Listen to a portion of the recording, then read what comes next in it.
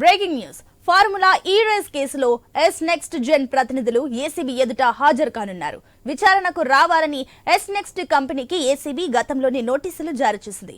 Formula ఈ car race 9 season sponsor గా ఉన్న ఎస్ నెక్స్ట్ జెన్ కంపెనీ 10వ సీజన్ రేస్ నుంచి తప్పుకుంది.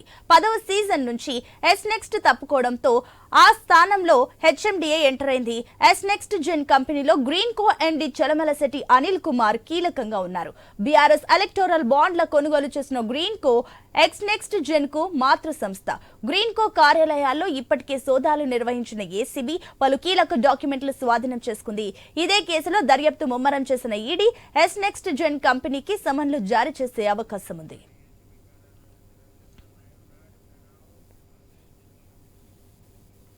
ఇక ఫార్ములా ఈ రేస్ కేసులో ఎస్ నెక్స్ట్ జెన్ ప్రతినిధులు ఏసీబీ ఎదుట హాజరు కానున్నట్లు తెలుస్తుంది. దీనికి సంబంధించి మరిన్ని డీటెయిల్స్ మా కరెస్పాండెంట్ రవిచంద్ర ఏసీబీ ఆఫీస్ నుంచి లైవ్ ద్వారా అందిస్తారు.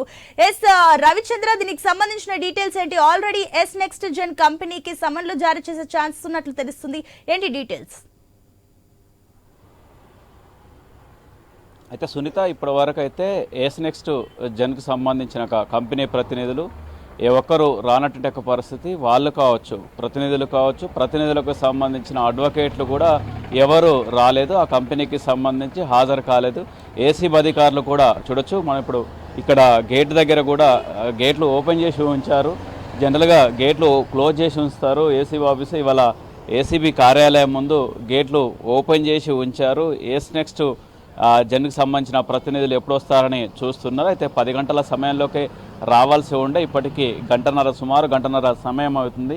వాళ్ళు ఇప్పటివరకు రాలేదని చెప్పుకోవచ్చు. ఈ విధంగా అంటే ఏసీబీ కార్యాలయంలో ఏసీబీ అధికారులు, విచారణ అధికారులు కూడా ఎదురు చేస్తున్నారు. ఫార్ములా ఈ కార్ రేస్ సంబంధించిన విచారణ రాష్ట్రంలోనే సంచలనంగా చెప్పుకోవచ్చు. దీనికి సంబంధించిన ఇప్పటికే ఒక దఫా పూర్తి అయిపోయింది విచారణలో. ఈ ఫార్ములా ఈ కార్ రేస్ సంబంధించిన కేసు విషయంలో A1గా ఉన్న కేటీఆర్ హాజరయ్యారు, A2గా ఉన్న ఐఏఎస్ ఆఫీసర్ అరవింద్ కుమార్ హాజరయ్యారు, దాంతోపాటు A3గా ఉన్న బిఎల్ఎన్ రెడ్డి కూడా హాజరయ్యారు. వాళ్ళని విచారణ చేపట్టింది ఏసీబీ. అయితే ఆ తర్వాత కంపెనీలకు కూడా నోటీసులు ఇస్తుంది. అందులో భాగంగా ఇవాళ 18వ తేదీన హాజరు కావాలంటూ ఎస్ నెక్స్ట్ జెన్కు సంబంధించిన ప్రతినిధులకు నోటీసులు కూడా ఇచ్చారు. కంపెనీకి నోటీసులు ఇచ్చింది. అయితే ఇప్పటికీ రానట్టు పరిస్థితి కూడా ఉందని చెప్పుకోవచ్చు. అయితే ఇదే అంశంలో, ఇదే ఫార్ములా ఈ కార్ రేసు సంబంధించిన అంశంలో ఎస్ నెక్స్ట్ జెన్కు మాతృ సంస్థ అయిన గ్రీన్ కో కంపెనీలో కూడా ఇప్పటికే ఏసీబీ అధికారులు సోదాలు నిర్వహించారు. పలు డాక్యుమెంట్స్ కూడా స్వాధీనం చేసుకున్నారు. ఆ తర్వాత ఇప్పుడు ఎస్ నెక్స్ట్ జెన్కు సంబంధించిన కంపెనీ ప్రతినిధులకు నోటీసులు కూడా ఇచ్చారని చెప్పుకోవచ్చు. ఎందుకంటే గ్రీన్ కో కంపెనీ నుంచి బీఆర్ఎస్కు ఎలక్టోరల్ బాండ్స్ రూపంలో బాండ్స్ వచ్చాయి.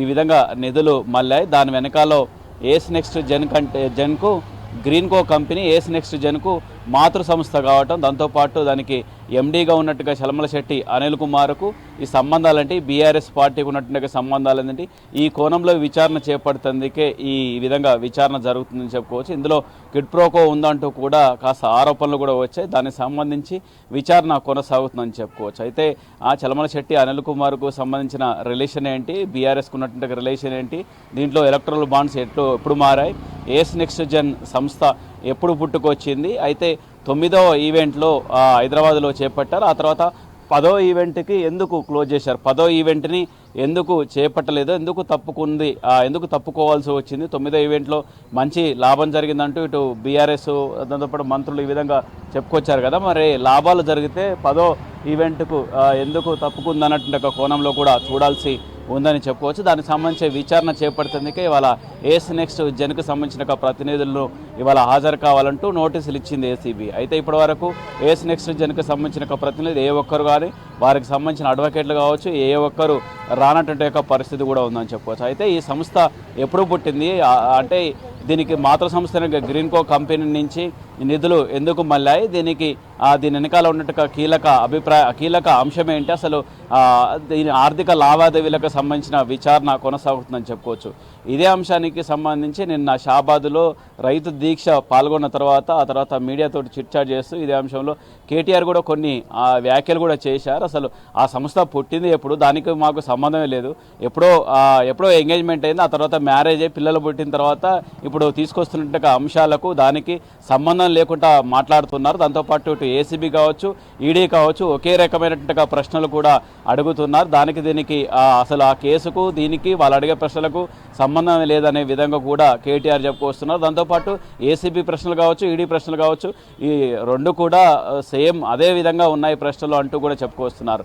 మొత్తానికి ఇది కేటీఆర్ని బేస్ చేసుకుని, అంటే కేటీఆర్ని టార్గెట్ పెట్టి కొనసాగుతున్నట్టుగా ఫార్ములా ఈ కార్ రేసుకు సంబంధించిన వ్యవహారం ఇప్పటికే నెల రోజుల నుంచి విచారణ కొనసాగుతుంది. అందులో ఇవాళ ప్రతినిధులు కూడా ఇప్పటి వరకు A1, A2, A3గా ఉన్న వాళ్ళని విచారణ చేపట్టారు. ఇక సంస్థల నుంచి కూడా సంస్థలకు కూడా నోటీసులు ఇచ్చి విచారణకు పిలిచారు. అయితే ఇప్పుడు ఏస్ నెక్స్ట్ జెన్కి సంబంధించిన ప్రతినిధులు ఏ ఒక్కరు హాజరు కాలేదు, ఇప్పటివరకైతే రాలేదు, వచ్చేటకు అవకాశాలు కూడా కనిపించట్లేదు. మరి వాళ్ళు మరికొంత సమయాన్ని తీసుకుంటారా, ఆ తర్వాత చేపడతారా, వాళ్ళు ఎప్పుడు వస్తారన్న సమాచారం కూడా ఇప్పటివరకు అయితే ఇవ్వలేదని చెప్పుకోవచ్చు. ఒకవేళ రాకుంటే మాత్రం ఏసీబీ అధికారులు ఏస్ నెక్స్ట్ జెన్కు కావచ్చు, దానికి మాతృ సంస్థ అయిన గ్రీన్ కో సంస్థ కావచ్చు, వీటి మీద కూడా సంస్థల మీద కూడా దాడులు చేసేటకు అవకాశాలు ఉంటాయి. దీనికి సంబంధించి ఆ తర్వాత ఇప్పటివరకు ఏసీబీ కార్యాలయానికి వీళ్ళని పిలిచారు, విచారణ చేపట్టారు. ఇక్కడి నుంచి ఆయా సంస్థలు కావచ్చు, ఆయా వ్యక్తులకు సంబంధించిన నివాసాల మీద కూడా ఏసీబీ అధికారులు దాడులు చేసేటకు అవకాశాలు ఉన్నాయి. సునీత, అయితే రవిచంద్ర, మీరు చెప్పినట్లుగా గతంలో ఆల్రెడీ గ్రీన్ కో కంపెనీలో సోదాలు చేసి ఆ కార్యాలయాల్లో కొన్ని డాక్యుమెంట్స్ స్వాధీనం చేసుకుని దాన్ని బేస్ చేసుకుని ఈరోజు ఎస్ నెక్స్ట్ జెన్ ప్రతినిధులకు ఏదైతే విచారణకు పిలిచినట్లు తెలుస్తుంది. అయితే ఒకవేళ విచారణకు రాకపోతే మీరు అన్నట్లుగా ఇప్పుడు ఏదైతే జెన్కో కంపెనీలో ఏదైతే డాక్యుమెంట్స్ స్వాధీనం చేసుకున్నారో అదే రకంగా ఎస్ నెక్స్ట్ జెన్ కంపెనీలో కూడా డైరెక్ట్గా వెళ్ళి డాక్యుమెంట్స్ స్వాధీనం చేసుకునే ఛాన్సెస్ ఉన్నాయి అనుకోవచ్చా? ఖచ్చితంగా ఎస్ నెక్స్ట్ జెన్ ఆఫీస్ కార్యాలయాల్లో కూడా సోదాలు నిర్వహిస్తారు. ఇప్పటికే గ్రీన్ కో కంపెనీలో సోదాలు నిర్వహించారు, పలు డాక్యుమెంట్లు స్వాధీనం చేసుకున్నారు. ఆ తర్వాత అదే పరిస్థితి వస్తుందని చెప్పుకోవచ్చు. ఆ పరిస్థితి వచ్చే విధంగానే ఇవాళ ఏస్ నెక్స్ట్ జెన్కి సంబంధించిన ప్రతినిధులు రాకపోవడంతో ఆ విధంగా దాడులు చేసేటకు అవకాశాలు ఉన్నాయి. ఇక నుంచి సంస్థల మీద, వ్యక్తుల నివాసాల మీద దాడులు చేస్తుంది కూడా ఏసీబీ అధికారులు రంగం సిద్ధం చేసుకున్నట్టుకు అవకాశాలు ఉన్నాయి. దీన్ని బేస్ చేసుకొని కూడా చూడొచ్చు. కాకపోతే ఏసీబీకి ఒకవేళ ఏస్ నెక్స్ట్ జెన్కి సంబంధించిన ప్రతినిధులు ఇవాళ సాయంత్రం కల్లా మరికొంత సమయాన్ని కోరితే మరొక డేట్ ఇస్తారు. ఆ డేట్ నాడు ఆ తేదీ నాడు వచ్చేటకు అవకాశాలు ఉంటాయని చెప్పుకోవచ్చు. అయితే ఏస్ నెక్స్ట్ జెన్కి సంబంధించిన ప్రతినిధుల్ని అడిగేందుకు కూడా వాళ్ళు ఇప్పుడు ఏసీబీ అధికారులు సిద్ధం చేసుకున్న ప్రశ్నావళిని కూడా పరిశీలన చేస్తే అందులో ఒకటే అంశాన్ని 9వ ఈవెంట్ హైదరాబాదులో నిర్వహించారు ఫిబ్రవరిలో, ఆ తర్వాత 10వ ఈవెంట్ నిర్వహించకుండా మీరు ఎందుకు తప్పుకున్నారు?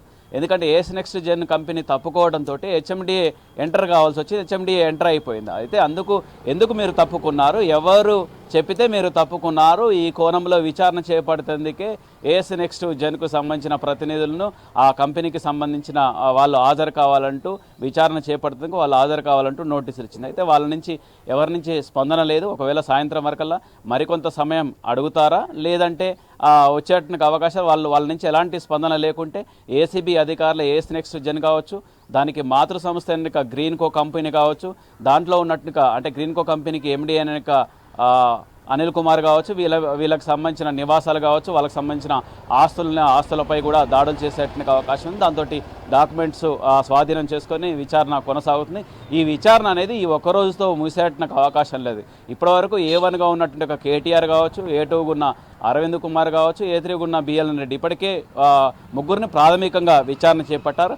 ఆ తర్వాత ఈ ముగ్గురు కావచ్చు, ఈ సంస్థలు కావచ్చు, ఏస్ నెక్స్ట్ కావచ్చు, గ్రీన్ కో కావచ్చు, ఈ సంస్థల మీద కూడా దాడులు చేసేటకు అవకాశాలు ఉంటాయి. దీంతో వాళ్ళు డాక్యుమెంట్లు స్వాధీనం చేసుకొని విచారణ పూర్తి చేస్తారు. ఆ తర్వాత ఇందులో ఉన్నటువంటి లోపాలను బట్టేసి అరెస్టుల పర్వం కూడా కొనసాగేటకు అవకాశాలు ఉన్నాయి. ఇదే అంశాన్ని కోర్టు తలుపులు కూడా తట్టారు కేటీఆర్. ఇటు హైకోర్టును, అటు సుప్రీంకోర్టును తలుపులు కూడా తట్టారు. అక్కడి నుంచి కూడా విచారణ ప్రాథమిక దశలో ఉంది, మీరు విచారణకు హాజరు కాండి అంటూ కూడా కోర్టులు, ఉన్నత న్యాయస్థానాలు కూడా అదే అంశాన్ని కేటీఆర్కి చెప్పాయి. అందులో క్యాష్ పిటిషన్ కూడా వేశారు. అందులో నుంచి ఈ కేసు నుంచి నన్ను తప్పించండి, రాజకీయ దురుద్దేశంతో ఈ కేసు పెట్టారంటూ కేటీఆర్ అందులో హైకోర్టును సుప్రీంకోర్టును ఆశ్రయించారు. అలాంటిది ఏం లేదు, ప్రత్యామ్నాయ మార్గాలు ఉన్నాయంటూ కూడా సుప్రీంకోర్టు చెప్పింది. ప్రత్యామ్నాయ మార్గాలు అంటే మీరు ప్రాథమిక విచారణకు హాజరు కావాలి, అందులో ఆ తర్వాత విచారణ చేపట్టిన తర్వాత అందులో వచ్చినట్టుగా అంశాలనే మీ పై వచ్చినట్టుగా ఆరోపణలు దానికి దగ్గరగా ఉన్నట్టుగా సంబంధాలు ఉంటే ఆ తర్వాత ఆలోచిద్దామన్న విధంగా కూడా కోర్టులు చెప్పాయి. దాంతో కేటీఆర్ కూడా విచారణ సంస్థలకు ఇటు ఏసీబీ ముందు హాజరయ్యారు, దాంతోపాటు అటు ఈడీ ముందు కూడా హాజరయ్యారు. ఆయన సుదీర్ఘంగా ఇక్కడ కూడా 6 గంటలు అక్కడ 7 గంటల సమయాన్ని సుదీర్ఘంగా విచారణ చేపట్టారు కేటీఆర్ని. ఆ తర్వాత అరవింద్ కుమార్ విచారణ చేపట్టారు. ఆ తర్వాత బిఎల్ఎన్ రెడ్డి కూడా అక్కడ ఈడీ దగ్గర ఇక్కడ ఏసీబీ దగ్గర కూడా విచారణ పూర్తయింది ప్రాథమికంగా. ఆ తర్వాత ఇక సంస్థల్ని విచారిస్తారు. ఆ తర్వాత ఇందులో ఉన్నటువంటి లోపాలను ఆ తర్వాత కిడ్ ప్రోకు సంబంధించి బీఆర్ఎస్ వచ్చినట్టుగా ఎలక్టరల్ బాండ్కు సంబంధించిన విచారణ కొనసాగుతుంది. Sunitha. Right Ravichandra, thank you for the update.